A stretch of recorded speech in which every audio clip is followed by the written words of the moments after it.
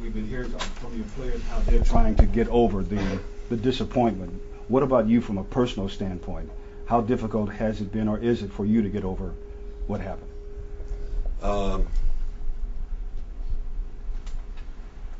You put things in perspective after you've gone through the initial disappointment of a game like that, and a performance that did not in any way approach what we were capable of, and then you put things in perspective as to how the season went, and what kind of year we had. We were a Cinderella team, and we just couldn't put that slipper on. It just didn't fit.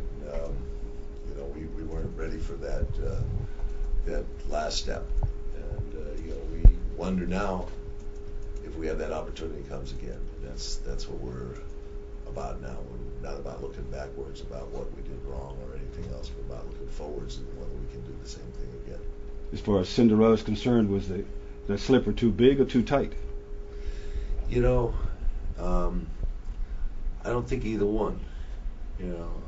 I just think that we weren't ready to assume that role. We just weren't there. Team-wise, we didn't do the things that we had to do that were necessary. Maturation-wise, we weren't, as solid as we had to be defensively. We weren't strong, physical as we have to be to play a team like that. Personnel-wise, I think that we were okay. I mean, we had a shot to do that, and we had positions of power, positions of strength against that team, but we never could exercise that the way we wanted to. Players go back and review the season and all those sorts of things, and or series, what they liked, what they didn't like, how they thought they could have done better. Do you guys do the same thing as a coaching staff? Where you thought you made the right moves, the wrong moves, things like that?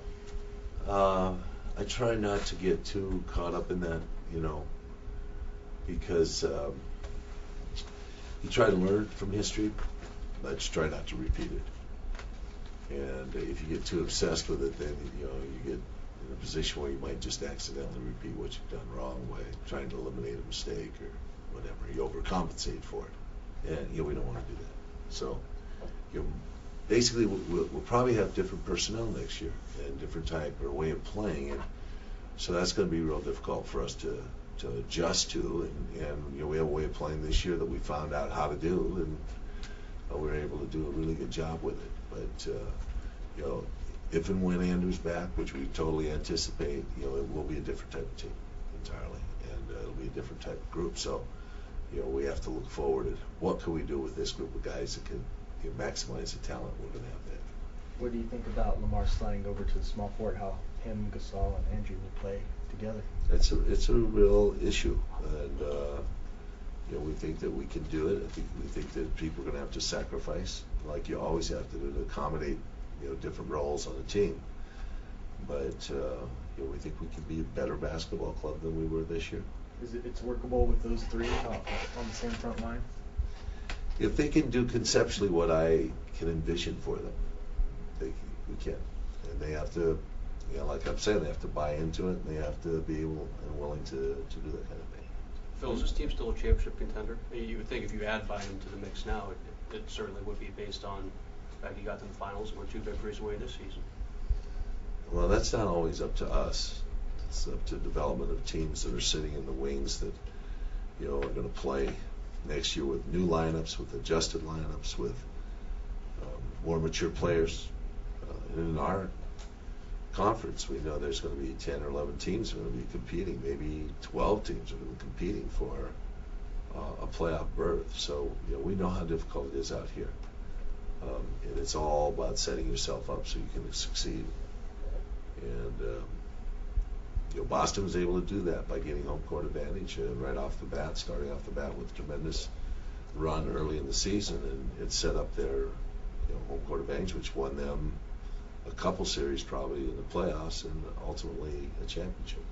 What was your general theme or message to the players? How can you get better to help this team next year? Just that simple.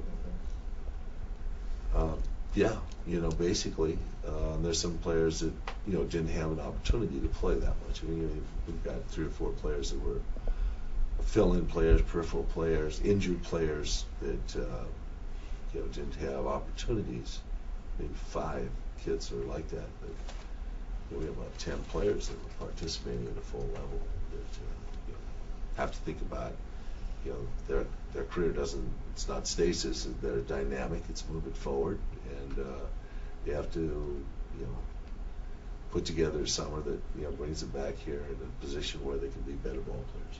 Is this current team that you have now, do you guys feel that they're capable, talented enough to win a championship, or are there moves to be made to make it better? I would say yes, but I'm going to sit down with Dr. Buss and Mitch and perhaps Dr. Buss's son in the next 2 days, 3 days, and we'll talk about it. They have a big input. They're paying the bills, and they'll have a big input. So we'll talk about it from their perspective, and then we'll talk about it from our perspective, and see what they're willing to do and how we're willing to fill in the gaps. So they've got a lot to do with it. The experience you had this season of needing to lean on younger players more so than you have in the past over your career, did you enjoy it? Did you come to like it? I thought we had young players that blossomed this year, became confident in their NBA skills, and that's always enjoyable to see.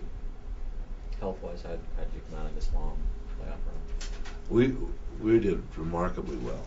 We have a couple guys that have issues that'll have to be resolved. We have a couple guys that had injuries, Trevor and Andrew, during the year. They'll have to fully rehabilitate and recondition themselves.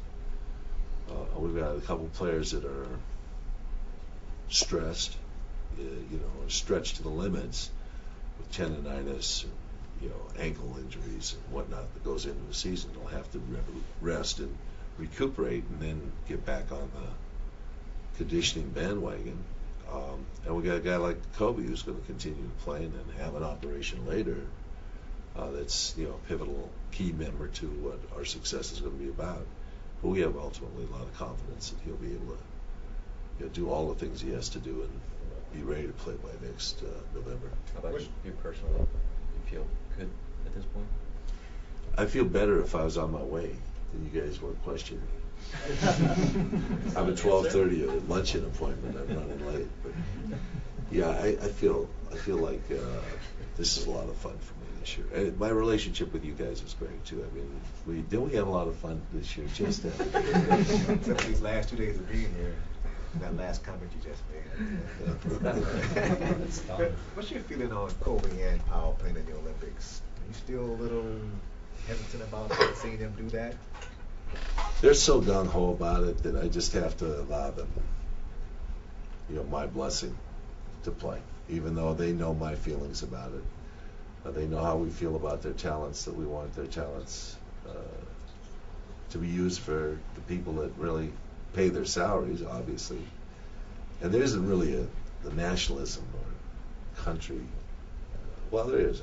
I should say Powell was very defensive about his group and his ability to get through his group, and there's been a lot of heckling with each other about China and U.S. is going to come out of your group, and it should be very interesting to watch those guys participate in the summer. But Ronnie's considering playing for his national team. DJ Mbinga's considering playing for his national team, and they're not the only players that are involved in it, but they're going to be the high-profile players that aren't. We just want them to play, not get hurt, come back to us healthy.